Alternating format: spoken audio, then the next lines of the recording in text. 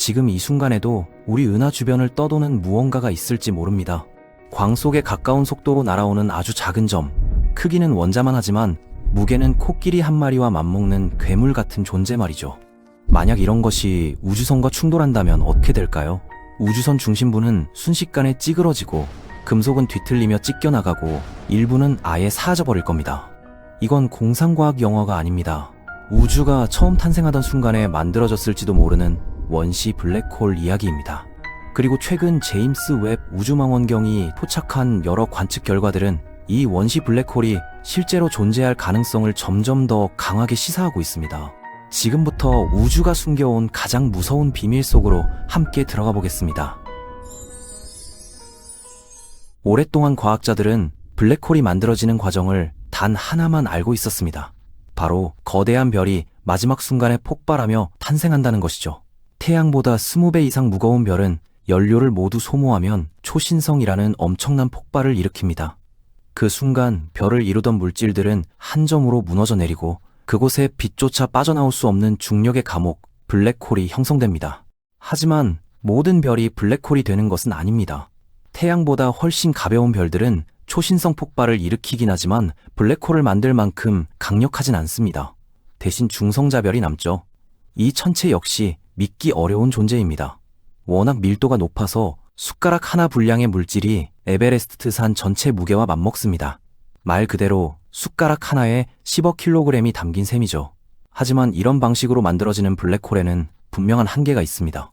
태양보다 몇 배에서 기껏해야 수백 배 정도의 질량을 가진 블랙홀만 만들어질 수 있거든요. 애초에 별이 가진 질량 이상으로 커질 수는 없으니까요. 그런데 1960년대부터 과학자들은 이런 상식을 완전히 뒤엎는 존재들을 발견하기 시작했습니다. 이론적으로는 도무지 설명할 수 없을 만큼 거대한 블랙홀들이었죠. 1963년 천문학자들은 처음으로 퀘이사라는 기괴한 천체를 발견했습니다.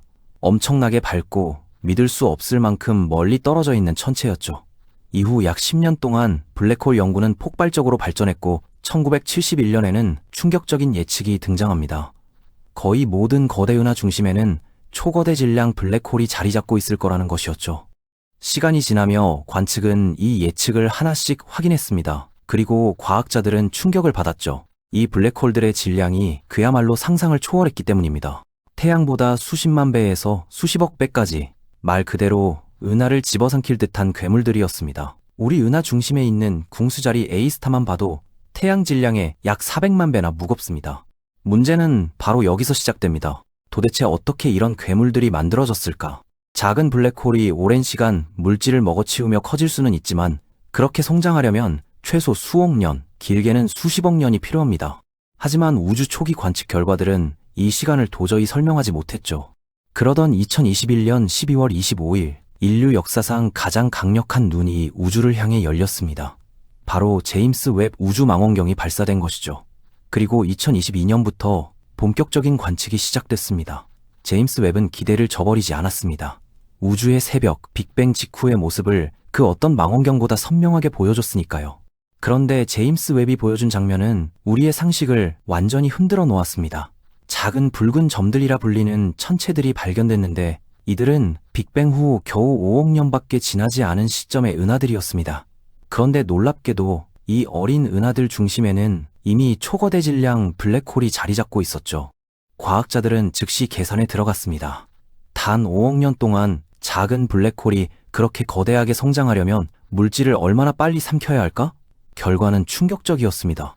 물리법칙이 허용하는 최대 속도보다 훨씬 빠르게 먹어치워야 한다는 결론이 나온 겁니다. 그리고 2023년 7월 한국연세대 이석영 교수팀을 포함한 국제연구진이 네이처 천문학에 중요한 논문을 발표했습니다. 제임스 웹 관측 결과 빅뱅 후 15억 년 지난 시점에 이론적 한계보다 40배 빠르게 물질을 흡수하는 초거대 질량 블랙홀을 발견했다는 내용이었죠. 이는 블랙홀이 우리가 생각했던 것보다 훨씬 빠르게 성장할 수 있다는 강력한 증거였습니다. 하지만 일부 과학자들은 여전히 의문을 제기합니다. 아무리 빠르게 물질을 삼킨다 해도 5억 년 만에 그렇게 거대해질 수 있을까? 그래서 완전히 다른 가설이 등장합니다. 처음부터 거대하게 태어났다면 어떨까? 별이 죽어서 만들어지는 것이 아니라 우주가 탄생하던 순간에 바로 블랙홀로 만들어졌다면? 블랙홀을 만드는 핵심은 밀도입니다. 물질이 얼마나 촘촘하게 뭉쳐 있느냐가 블랙홀 형성의 결정적 요소죠. 밀도가 충분히 높으면 중력이 임계점을 넘어서고 그 순간 빛조차 탈출할 수 없는 블랙홀이 탄생합니다. 문제는 평범한 물질을 그런 극단적인 밀도로 압축하려면 상상을 초월하는 에너지가 필요하다는 점입니다.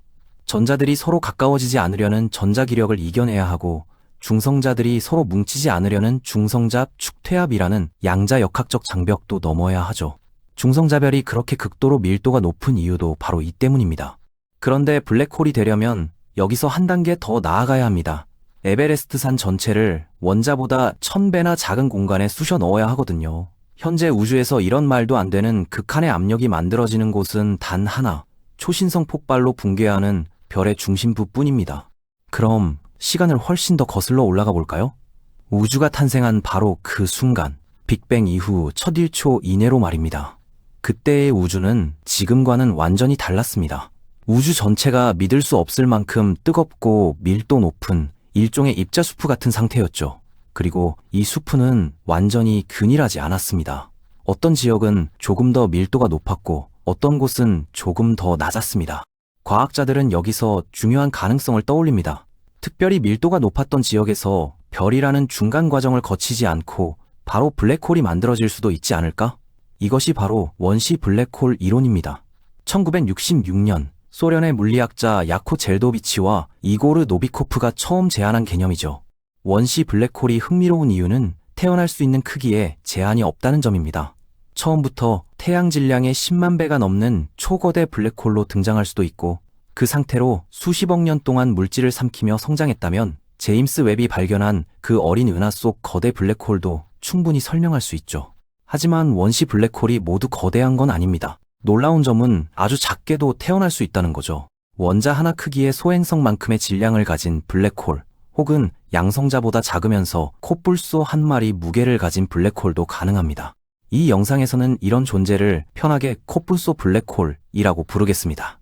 여기서 한 가지 문제가 등장합니다. 이렇게 작은 블랙홀들이 138억 년이 지난 지금까지 살아남아 있을 수 있을까요? 가장 큰 장애물은 바로 호킹 복사입니다. 1974년 스티븐 호킹이 제안한 이론인데 블랙홀은 양자역학적 효과로 인해 아주 미세한 복사를 방출한다는 겁니다. 이 복사는 파장이 엄청 길어서 거의 감지할 수 없지만 시간이 지나면서 블랙홀의 질량을 조금씩 깎아먹습니다. 특히 작은 블랙홀일수록 더 많은 복사를 방출하죠. 계산을 해보면 놀라운 결과가 나옵니다. 태양 질량의 블랙홀이 호킹 복사만으로 완전히 증발하는 데 걸리는 시간은 10의 67제곱년, 사실상 영원에 가까운 시간이죠. 하지만 작은 블랙홀은 이야기가 다릅니다. 질량이 1억 7천만 톤 이하인 원시 블랙홀은 이론적으로 138억 년 동안 이미 사라졌어야 합니다. 그렇다면 우리가 상상한 코뿔소 블랙홀은 이미 모두 증발해버린 걸까요? 여기서 최근 연구가 흥미로운 가능성을 제시합니다. 2024년 4월 왕립천문학회 월간 보고에 실린 논문에 따르면 아주 작은 블랙홀은 어느 순간 호킹 복사가 극도로 느려지며 사실상 멈출 수 있다고 합니다. 블랙홀이 점점 작아지다가 완전히 증발하기 직전 단계에서 안정화된다는 거죠. 만약 이 이론이 맞다면 코뿔소 블랙홀들은 여전히 우주 어딘가를 떠돌고 있을지도 모릅니다. 수백만 개, 아니 수억 개가 우리나 주변을 돌고 있을지도 모릅니다. 이 지점에서 또 다른 우주의 수수께끼가 등장합니다. 바로 암흑물질입니다. 천문학자들은 이 문제 때문에 오랫동안 고민해왔습니다. 우주의 중력을 계산해보면 우리가 실제로 볼 수 있는 물질만으로는 설명이 되지 않기 때문이죠. 은하가 회전하는 속도, 은하단이 서로 묶여있는 방식, 중력 렌즈 효과까지 이 모든 현상을 설명하려면 보이는 물질의 약 5배에 해당하는 정체를 알 수 없는 보이지 않는 물질이 반드시 필요합니다. 과학자들은 이것을 암흑물질이라고 불렀습니다.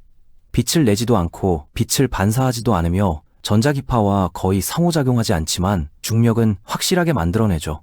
그래서 직접 관측은 불가능하고 오직 그 중력의 흔적으로만 존재를 확인할 수 있습니다. 여기서 이런 생각이 떠오릅니다. 질량은 있지만 거의 보이지 않는 존재, 또 뭐가 있죠? 바로 블랙홀입니다. 특히 주변에 빨아들일 물질이 없다면 강착 원반이 형성되지 않아 사실상 보이지 않는 덩어리가 됩니다. 그렇다면 암흑물질의 정체가 원시 블랙홀일 가능성은 없을까요? 물론 과학자들은 이 가설부터 철저히 검증했습니다. 먼저 우리 은하 주변을 떠도는 큰 블랙홀을 찾아봤습니다. 하지만 그런 증거는 발견되지 않았습니다. 만약 태양 질량급 블랙홀이 우주 곳곳에 널려 있다면 별들이 그 옆을 지날 때마다 궤도가 크게 흔들렸을 텐데 실제로 그런 변화는 관측되지 않았기 때문입니다. 중력 렌즈 효과로도 확인해봤습니다. 블랙홀이 별 앞을 지나가면 그 강력한 중력이 시공간을 휘게 만들어 뒤쪽 별빛이 왜곡됩니다. 그런데 2024년 8월 발표된 연구에서는 20년간 수많은 별을 관측한 데이터를 분석한 결과 이런 신호가 거의 나타나지 않았습니다. 즉 큰 원시 블랙홀은 암흑 물질일 가능성이 낮다는 거죠. 하지만 작은 블랙홀은 이야기가 달라집니다. 코뿔소 블랙홀처럼 극도로 작은 블랙홀은 별의 궤도를 바꿀 힘도 부족하고 중력 렌즈 효과도 너무 약해 현재 기술로는 감지할 수 없습니다. 즉 있어도 우리가 찾아낼 방법이 마땅치 않은 겁니다. 이 가설을 반박하던 유일한 근거는 호킹 복사였습니다. 작은 블랙홀은 호킹 복사 때문에 다 증발해서 지금은 존재할 수 없다는 주장이지요. 하지만 앞서 설명했듯 최근 연구에서는 일정 규모 이하의 블랙홀은 호킹 복사가 거의 멈추면서 완전히 사라지지 않고 남아있을 수도 있다는 겁니다. 그렇다면 암흑물질은 정말 원시 블랙홀일까요? 아직 확정할 수는 없지만 그 가능성은 여전히 열려 있습니다. 어쩌면 우리 은하를 둘러싼 거대한 헤일로는 수백만 개, 아니 수억 개의 작은 블랙홀들로 채워진 보이지 않는 우주의 지뢰밭일지도 모릅니다. 이제 다시 제임스 웹의 최근 발견으로 돌아가 봅시다. 2025년 7월, 나사는 제임스 웹 우주망원경이 충격적인 장면을 포착했다고 발표했습니다. 초기 우주에서 두 개의 원반 은하가 충돌하는 모습을 관측했는데 놀랍게도 그 두 은하 사이의 빈 공간에 어느 은하에도 속하지 않은 초거대 질량 블랙홀이 떠 있었던 겁니다. 이건 기존 이론으로는 설명하기 어려운 현상입니다. 블랙홀은 은하 중심에서 형성되고 성장해야 하는데 이 블랙홀은 은하 밖 공간에 홀로 존재하고 있었기 때문이죠. 게다가 충돌 중인 두 은하 모두 이미 자체 블랙홀을 갖고 있었기에 이 떠돌이 블랙홀이 어디서 온 것인지 추적할 방법도 없었습니다. 연구팀은 조심스럽게 새로운 가능성을 제시했습니다. 이 블랙홀은 가스 구름이 직접 붕괴하면서 만들어졌을 수 있다. 즉, 별을 거치지 않고 곧바로 블랙홀로 태어났다는 이야기입니다. 만약 그렇다면 우리는 원시 블랙홀이 만들어지는 순간을 우주 최초로 실제 관측했을지도 모르는 셈입니다. 하지만 이것만이 아닙니다. QS51이라는 이름의 또 다른 초거대 질량 블랙홀도 발견됐습니다. 그런데 이 블랙홀이 자리 잡은 은하는 믿기 어려울 정도로 작았습니다. 제임스 웹의 스펙트럼 분석 결과 이 은하는 중원소가 거의 없었는데 우리 은하에 비하면 산소량이 1%도 되지 않았습니다. 연구진은 이 은하를 초기 우주에서 가장 화학적으로 미성숙한 은하 중 하나라고 평가했습니다. 이게 왜 중요할까요? 별들은 몇 세대만 지나도 중원소를 만들어내기 때문에 은하가 오랫동안 별을 생산했다면 반드시 중원소가 늘어나게 됩니다. 하지만 QS51에서는 그런 흔적이 거의 없었습니다. 즉, 이 은하에서는 별이 거의 태어나지 않았다는 뜻입니다.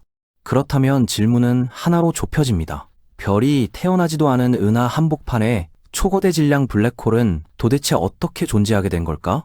답은 하나뿐입니다. 이 블랙홀은 별이 죽어서 만들어진 것이 아니라 처음부터 거대한 상태로 태어났을 가능성이 높다는 것이죠.